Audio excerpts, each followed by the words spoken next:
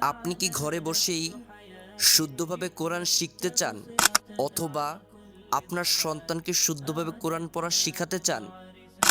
তাহলে যুক্ত হন আমাদের আলহেরা ইসলামিক মাদ্রাসায়।